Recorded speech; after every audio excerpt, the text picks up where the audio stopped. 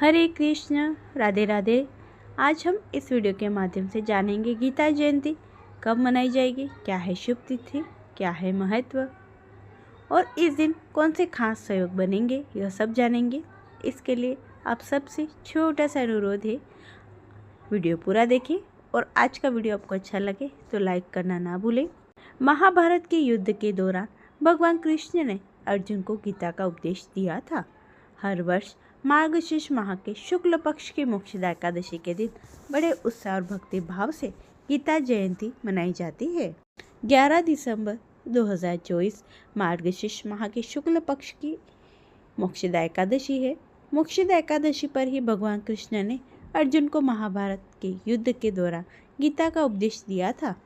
तभी से हर वर्ष मोक्षदा एकादशी पर गीता जयंती का पर्व मनाया जाता है। गीता में लिखी गई बातें श्री कृष्ण और अर्जुन के बीच हुए संवाद है। ये एकमात्र ऐसा ग्रंथ है जिसकी उत्पत्ति स्वयं श्री कृष्ण के श्रीमुख से हुई थी। मोक्षदा एकादशी पर गीता का पाठ करने से सारे कष्टों से मुक्ति मिलती है और घर में सुख संपन्नता आती है। मार्गशीर्ष का महीना भगवान कृष्ण का प्रिय माह है। गीता जयंती पर भगवान विष्णु के अवतार श्री कृष्ण की पूजा का विशेष महत्व होता है। गीता जयंती का महत्व, शुभ योग और पूजा विधि। गीता जयंती की शुभ तिथि। द्वापर युग में भगवान श्री कृष्ण ने मोक्षदा एकादशी पर अर्जुन को मनुष्य के जीवन को सार्थक बनाने वाली गीता का उपदेश दिया था, इसलिए इस तिथि को गीता जयंती के नाम से जाना जाता है। इस वर्ष गीता जयंती और मोक्षदा एकादशी 11 दिसंबर को मनाई जाएंगी। हिंदू पंचांग के अनुसार मार्गशीर्ष माह के शुक्ल पक्ष की एकादशी की शुरुआत 11 दिसंबर को देर रात 3:42 पर होगी और इसका समापन 12 दिसंबर रात 1:09 पर होगा। उदय तिथि के अनुसार गीता जयंती 11 दिसंबर को मनाई जाएगी। हिंदू धर्म में श्रीमद् भागवत गीता को बहुत ही पवित्र ग्रंथ माना गया है। गीता में धर्म, कर्म, नीति, सफलता, सुख और जीवन के सूत्र छिपे हुए हैं, इसलिए गीता के पठन पाठन से जीवन की हर समस्या का हल प्राप्त होता है। वैदिक पंचांग के अनुसार इस वर्ष गीता जयंती पर कई तरह के शुभ योग का निर्माण हो रहा है। 11 दिसंबर को गीता जयंती पर वरियान, रवि और भद्रवास योग का निर्माण होगा। इस योग में भगवान विष्णु की पूजा और गीता का पाठ करने से अक्षय फलों की प्राप्ति होती है। गीता जयंती का महत्व। हिंदू धर्म में गाय, गंगा और गीता का विशेष स्थान होता है। भगवान श्री कृष्ण के मुख से प्रकट हुई गीता को सभी वेदों में उपनिषदों का सार कहा जाता है। श्री कृष्ण ने महाभारत के युद्ध के मैदान में मनुष्य का जीवन सार्थक बनाने वाली गीता का उपदेश दिया था। गीता का ज्ञान व्यक्ति को दुख, क्रोध, लोभ और अज्ञानता के दलदल से बाहर निकालने के लिए प्रेरित करता है।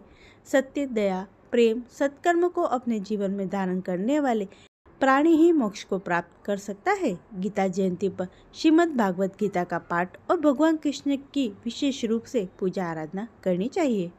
गीता जयंती पूजा विधि। गीता जयंती के दिन प्रातःकाल ब्रह्म मुहूर्त में उठकर स्नान करके स्वच्छ वस्त्र धारण करें। इसके बाद भगवान श्री कृष्ण का ध्यान करते हुए उनकी विधि पूर्वक पूजा करें। सूर्य देव को जल अर्पित करें। बाद में श्री कृष्ण की मूर्ति या चित्र का चंदन, फूल और दीपक अर्पित करें। भगवत गीता के ग्रंथ को चंदन और तिलक लगाकर पूजा करें। इसके बाद गीता के श्लोकों का पाठ करें और गीता की आरती करें। गीता पाठ करने के फायदे। शास्त्रों के अनुसार गीता का नियमित पाठ घर में सुख समृद्धि लाता है और बुरी शक्तियों को दूर भगाता है। यह ग्रंथ धर्म, कर्म, नीति, सफलता, सुख और जीवन प्रबंधन के मूल मंत्रों से भरा है। गीता का पाठ न केवल आत्मबल बढ़ाता है बल्कि व्यक्ति हर परिस्थिति का सामना करने की शक्ति भी प्रदान करता है। आर्थिक तंगी से जूझ रहे लोगों के लिए भी गीता का पाठ लाभदायक होता है, क्योंकि इससे घर में माँ लक्ष्मी की कृपा बनी रहती है। मानसिक परेशानियां, ग्रह कलेश और शत्रुओं से भी मुक्ति के लिए गीता का पाठ एक अचूक उपाय है।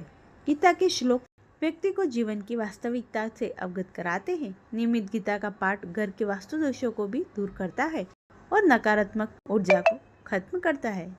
गीता जयंती के दिन क्या करें, क्या ना करें। गीता जयंती के दिन आप मोक्षदा एकादशी का व्रत जरूर करें। ये व्रत आपके पितरों को मोक्ष प्रदान करेगा, साथ ही सुख समृद्धि में वृद्धि करेगा। गीता जयंती के दिन घर को साफ सुथरा रखें, साथ ही पूजा वाली जगह को साफ करके भगवान कृष्ण का ध्यान करें। इस दिन गाय की सेवा ज़रूर करें, गरीबों को खाना खिलाएं, दान पुण्य करें। इस दिन गीता के किसी एक अध्याय को अवश्य पढ़ें, भगवान कृष्ण की पूजा करें और गीता के श्लोकों का उच्चारण भी करें। इस दिन घर में सभी लोगों को गीता का पाठ अवश्य करना चाहिए। इस दिन आप गीता के तमाम उपदेशों को अपने जीवन में अपनाने का संकल्प करें। इस दिन कुछ कार्य नहीं करने चाहिए। आपके घर में श्रीमद् भागवत गीता है तो उसे कभी भी जमीन पर नहीं रखना चाहिए। गीता को हमेशा चौकी या स्टैंड पर रखें। भागवत गीता को हमेशा लाल या स्वच्छ कपड़े में लपेट कर ही रखना चाहिए। बिना स्नान किए गंदे हाथों या मासिक धर्म में श्रीमद् भागवत गीता को ना छुए, ऐसा करने से पाप के भागी बनेंगे। श्रीमद् भागवत गीता को पढ़ने के बाद हमेशा बंद करके ही रखें। दिन में कभी भी श्रीमद् भागवत गीता का पाठ नहीं करें, लेकिन ध्यान रहे जो अध्याय पढ़ रहे हैं उसे बीच में ना छोड़ें, पूरा अध्याय पढ़ने के बाद ही उठें। बिना भगवान गणेश जी और श्री कृष्ण को याद किए श्रीमद् भागवत गीता का पाठ शुरू ना करें। भागवत गीता को जीवन का सार कहा जाता है। इसमें 18 अध्याय और 700 श्लोक है जो जीवन के विभिन्न पहलुओं, धर्म, कर्म, भक्ति और ज्ञान का गहन शिक्षा देते हैं। गीता के उपदेश सिर्फ अर्जुन के लिए नहीं थे, बल्कि संपूर्ण मानव जाति के लिए है। इसमें भगवान श्री कृष्ण ने अर्जुन को सिखाया कि व्यक्ति को निष्काम भाव से कर्म करने चाहिए और फल की चिंता किए बिना ही अपने कर्तव्यों का पालन करना चाहिए। हिंदू धर्म में 4 वेद, ऋग्वेद, यजुर्वेद और सामवेद और अर्थवेद हैं। इन चारों वेदों का सार गीता में मिलता है। यही कारण है भागवत गीता को हिंदू धर्म का पवित्र और सर्वमान्य धर्म ग्रंथ माना जाता है। इसकी महत्ता इतनी है कि यदि गीता का स्पर्श कर ले तो वह झूठ नहीं बोलता है। पौराणिक मान्यता गीता में बताया गया है कि धर्म का पालन करते हुए जीवन जीना और अपने कर्मों का निर्वाह करना ही मोक्ष का मार्ग है। गीता जयंती पर भगवत गीता का पाठ, दान पुण्य करना अत्यंत शुभ माना गया है। इस दिन लोग भगवत गीता के श्लोक का पाठ कर भगवान श्री कृष्ण के उपदेशों को अपने जीवन में उतारने का संकल्प लेते हैं। कुरुक्षेत्र, जहां महाभारत युद्ध हुआ था, इस दिन धार्मिक आयोजन होते हैं।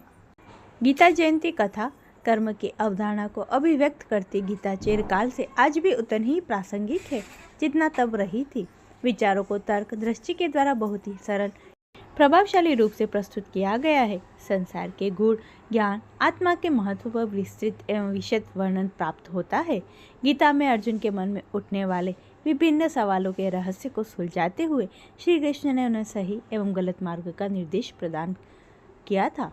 संसार में मनुष्य कर्मों के बंधन से जुड़ा हुआ है और इस आधार पर इसे इन कर्मों के 2 पथों में से किसी एक का चयन करना होता है। इसके साथ ही परमात्मा तत्व का विशेष वर्णन करते हुए अर्जुन की शंकाओं का समाधान करते व गीता का आधार बनते हैं। गीता आत्मा और परमात्मा के स्वरूप को व्यक्त करती है। कृष्ण के उपदेशों को प्राप्त कर अर्जुन उस परम ज्ञान की प्राप्ति करते हैं जो उनकी समस्त शंकाओं को दूर कर उन्हें कर्म और प्रवृत्त करने में सहायक होती है। गीता के विचारों से मनुष्य को उचित बोध की प्राप्ति होती है। यह आत्मा तत्व का निर्धारण करता है, उसकी प्राप्ति का मार्ग प्रशस्त करता है। आज के समय में भी इस ज्ञान की प्राप्ति से अनेक विकारों से मुक्त हुआ जा सकता है। जब मनुष्य भोग विलास, भौतिक सुखों, काम वासनाओं में जकड़ा हुआ है और एक दूसरे का अनिष्ट करने में लगा है, तब इस ज्ञान का प्रादुर्भाव उसे समस्त अंधकारों से मुक्त कर सकता है।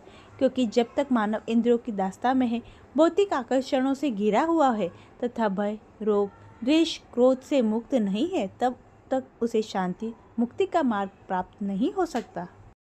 गीता जी की आरती।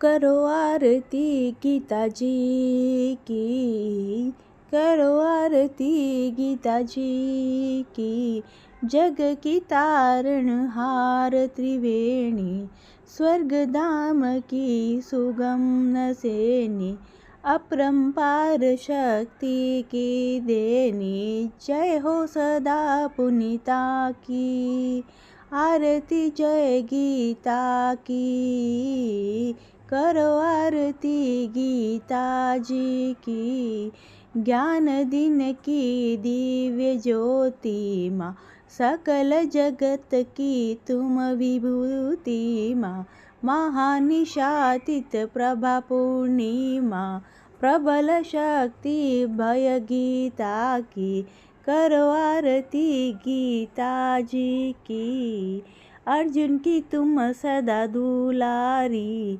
सखा कृष्ण की प्राण प्यारी, षोडश कला पुन विस्तारी, छाया नम्र विनीता की, करो आरती गीता जी की।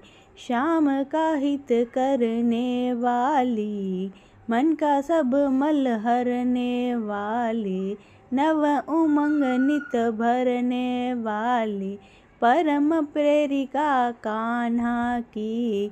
आरती करो जय गीता जी की, करो आरती गीता जी की। बोलिए कृष्ण कन्हैया लाल की जय। ये थी गीता जयंती से जुड़ी हुई संपूर्ण जानकारी। आशा करती हूँ आपको अच्छी लगी होगी। इसे लाइक करें, चैनल को सब्सक्राइब कर ले, कमेंट में जय श्री कृष्ण लिखना ना भूले। सभी भक्तों को प्रेम भरा राधे राधे।